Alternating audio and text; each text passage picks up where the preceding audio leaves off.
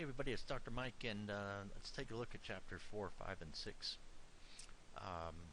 for Week 2. So entering and contracting, that means coming into the organization and getting set up to do business, whether you work inside or outside the organization. Learning objectives. And so what you do when you enter and contract is you clarify what's going on. I mean, they bring you in. Sometimes the presenting problem means what they say is happening and the symptoms that they describe. So they might say, we have a department that's ineffective and people don't like the boss, and there's many people who are quitting. Okay, so that's what they say is wrong. But what you have to do is ultimately get in there and gather data to find out, well, is that what really happening? Is it really a manager issue, or is it a job design issue? Who knows what it is? Determining the relevant client, there's a difference between the person who writes the paycheck and the person who brings you in. The CEO might bring you in, but the HR people might write the check, or the other way around. So you have to know, as a OD person, who has the power and the authority to give you the money and to authorize you to do the work. And sometimes you have a multiple client. If you're doing coaching, the person you're coaching could be a client, but the coaching program could be paid for by somebody else. So now you've got two clients. And of course, how they select, how any organization selects a client or a consultant depends on their expertise and their experience. I won't go over this a lot. You can stop it right here and take a look at it if you want elements of an effective OD proposal. And a proposal is a written document there that you provide to the client to propose the services that you're going to do for them. So what the goals will be of the project, how you will go about getting the information, the roles and responsibilities, the fees, the terms of the whole engagement, a recommended intervention, that is, what is it that you think needs to be done to fix the problem that they're having, and then the fee, the term of the engagement, any other conditions. Here's some elements of an effective contract. You can take a look at those. I'm going to keep going. You can stop it and take a look at it if you like. Interpersonal issues. This is really interesting because when you start talking to clients about what's going on with them, they can feel very exposed, very vulnerable. They might not necessarily want to talk about what's going on. It could be embarrassing to them, especially if the leader himself or herself is ineffective and they're bringing you in to help them out. They could feel inadequate and so on. And having somebody come in, they do feel this loss of control. And so you, as the OD practitioner, what's good on your part is that you can be empathic. You can obviously be competent. They can depend on you. They might even over-identify with you if you're not too careful. So now you're in. So we're now moving to Chapter 5, and now you're going to diagnose. Here are the learning objectives. You can stop them if you want to take a longer look. So diagnosis is a collaborative process. That means that you work with the organization, with people in the organization, to gather the information you need to make sense of it, to analyze it, to draw conclusions, so you can plan on what needs to be done. You're not a one-person show that comes in and says, well, I'll collect all the information and I'll come in and fix you. That's not what OD is about. An open systems model, you'll read about that in your chapter. What it means is that the the organization interacts with its environment. Inputs go into an organization, it's transformed, and something goes out. Inputs can be information or energy or materials, and it's transformed and something comes out. And you gain feedback from each of these operations, and it leads you into understanding how each part of a system, and an organization is a system, your human body is a system, but how each part affects the other. That's what systems thinking is. Here are some principles of systems. You can read about those in the text, but these are things that are characteristic of what we call systems thinking. So to diagnose an organizational system would mean to understand that if you have a problem in a department, does it mean that the department could be affected by other departments or other people or other situations or other events or other things beyond their control? And the answer is of course. So to correctly diagnose anything is a really complex act. Here we see this diagnostic model. The inputs is the environment that the organization is in. So you all work in different environments. What's it like? Some of you in military environments, some of you might be in healthcare environments or retail environments. What are your tasks? What do you do? What's the strategy? Then inside of your organization, where it says design components, each of your organizations has a structure. You use technology, you have management processes, you have HR systems, and that leads to development of your culture. It feels a lot different to be a military person than it does to work at Jack in the Box or McDonald's because of different cultures and different structures and technology and so on. And then the outputs, whatever it is that happens, whatever you're supposed to deliver. We're pretty clear about what the military delivers, at least out in the field, but in organizations, the delivery could be fast food or it could be, cancer remedies. So whatever it is, inputs, outputs, and the idea for the OD practitioner is to understand how all of this comes together, to understand, well, how is this organization structured? How are they responding to the inputs? How is this going on? And it's very difficult to offer change to an organization that you don't understand.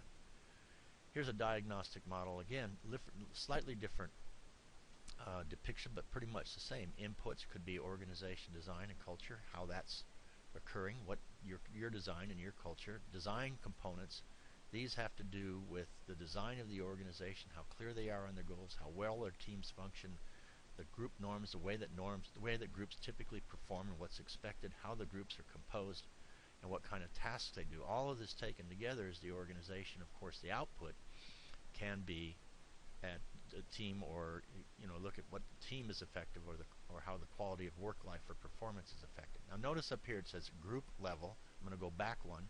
This is organizational level. Still have inputs, design, and outputs. Now you're looking at the entire organization. Up here where it says group level, now you're just looking at a group. That's why all of these have to do with groups. And you could also diagnose at the individual level. This would be just one person. You still have the same inputs, how the organization is designed, its culture, and how the groups are designed, and now you're looking at one's personal characteristics.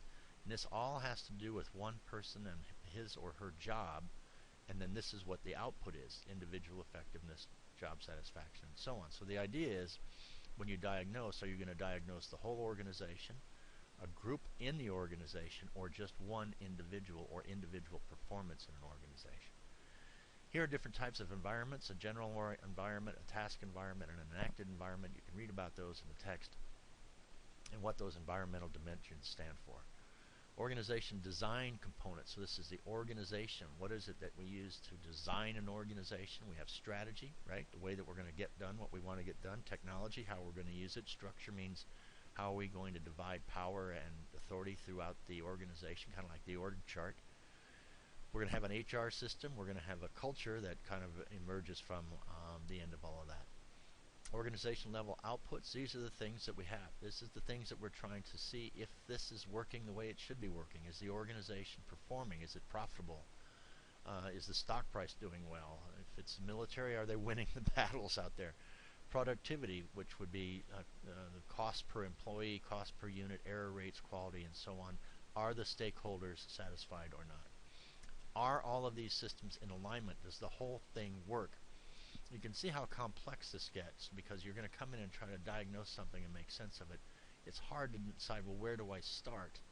And that's what this is all about. Some key alignment questions. Does the strategy fit with the inputs? In other words, are you bringing to the table what you need to bring to the table to get what you want as an organization, or not? And do the organization design components fit with others? So finally, how do we collect, analyze, and feedback information? There are the learning objectives. You can stop and take a look at those if you like. The diagnostic relationship. Who are you as the OD practitioner? Why are you here? Who does the practitioner work for? What do you do? What about confidentiality? Who will have access to the information you collect? What's in it for you to have the OD practitioner come in if you're the organization? Can this person be trusted as the OD practitioner? So there's a lot going on when you're coming in to diagnose information. It's like, how many of you would go to some seedy, low-quality doctor in some third world country to have him or her diagnose your pancreatic cancer, and they have no training in cancer? You wouldn't. I mean, you wouldn't want that kind of a relationship. You wouldn't want that kind of a doctor to look at you because of all these reasons here. So the diagnostic relationship means between the OD practitioner and the organization. Here's the typical way that data is collected. The relationship is established between you and the organization, and that's this far left block right here. So you establish the relationship, the diagnostic relationship, how you're going to collect the data. It's kind of like if you go to see a physician, the physician has to do surgery. He's going to sit down, or she's going to sit down with you and say, well, this is what I'm going to do. Then you're going to say, well, this is how I'm going to collect the information I need, how I'm going to analyze it, how I'm going to feed it back to you and the organization, and what follow-up and type of action planning. It's a very basic process used in data collection feedback. And so how do we collect data? We use questionnaires, interviews, we observe, we just sit and watch. We use unobtrusive measures, which means to stay out of the way and stay out of the workings of the organizations, not to intrude, but to stay out of the workings of the organization, and often by looking at past data and records and so on. Surveys and questionnaires. There are the major advantages and potential problems with surveys and questionnaires. You can stop and look at that if you like. Here are the major advantages and disadvantages or problems with interviews. If you interview people to collect data, there are the advantages and potential problems. You can look at this if you like. Just click stop. And if you use observations to collect data, here are advantages and problems with observations. And you can take a look at this if you like. Unobtrusive measures, which means coming in and looking at, say, past material and documents and records and so on. There are some problems with that, and there are some advantages, and you can obviously take a look at those. Stop the show if you need to. Sampling. There's a sample size. You learn in the book a little bit about a population would be the entire organization, and a sample would be a sample from an organization. And depending what kind of data that you're trying to get depends. That determines the size of the sample, and whether it's random sample, or whether it's stratified across the entire organization. How we make sense of data. Some of you might already know about qualitative tools and quantitative tools. Qualitative means we're just going to collect information via interviews. We're going to collect that data, record it, come back and take a look at the text that we recorded. And we'll use a force field analysis that I mentioned in my last presentation to make sense of the data. Or we'll use quantitative tools. This is tools where we get into statistics, and we'll see if one thing correlates to another, and if there's any differences between certain types of things. And you can read more about quantitative tools in the textbook. Won't get into a lot of that right now. A force field analysis. Stop and take a look at this. You notice there are forces for change, there are forces for retaining the status quo, and the only way to get to your desired performance is to increase the forces for change on the left side and decrease the forces for the status quo on the right side. Those arrows are just examples. Many different types of forces can exist. You can stop and take a look at that if you like. And then we feed back the data.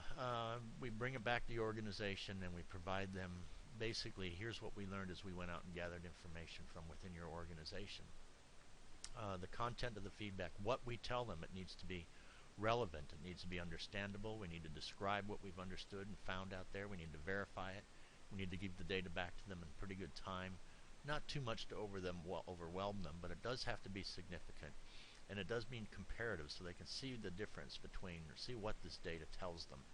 Unfinalized means that there's probably still some more data to be gathered out there. The effects of feedback, you can take a little bit of time to take a look at this, but the feedback occurs. This is really interesting. Is there energy created by the feedback? If yes, what is the direction of the feedback? In other words, is the client anxious or resistant? No change. Or over here, is the client got energy to use to identify the problems? Then do they have the structures and processes in place to go out and collect the data and make the changes that they need? If the answer is yes, the change is made. If the answer is no, that means, failure, frustration. This is a very important slide to understand, because it explains why many times in organizations change efforts fail. Effective feedback meetings. Here are some characteristics of meetings that we use when we feedback data. You can stop and take a look at this. Steps in the survey feedback process. So members are involved in designing the survey or whatever kind of method. If it is, well, if it's a survey, it'd be a survey method. Surveys administered, the data is gathered and made sense of, and then the stakeholders, the people in the organization, work with you to plan to solve the problems and develop plans based on the data that you have. Feedback and organizational dependencies, recognizing that relationships between participating organization units work. they exist. So you've got an HR department, an engineering department. They have relationships and they depend on each other. And so you have to coordinate this survey feedback when taking into account the relationships between these different groups. Limitations of survey feedback, there they are. You can stop and take a look. And that's the show. So yeah, that does it for me, and I ran that to about 15 minutes, so I hope you got everything out of that. Again, this is just an overview, folks. Don't consider this to be all that you need to listen to make sense of this, of the information for the week, or to pass the quiz, or to think that you've got it. This is just a quick overview. Be sure you get back in and take a look at the book. That's it. I'm out of breath. See you in the threads, folks. Bye-bye.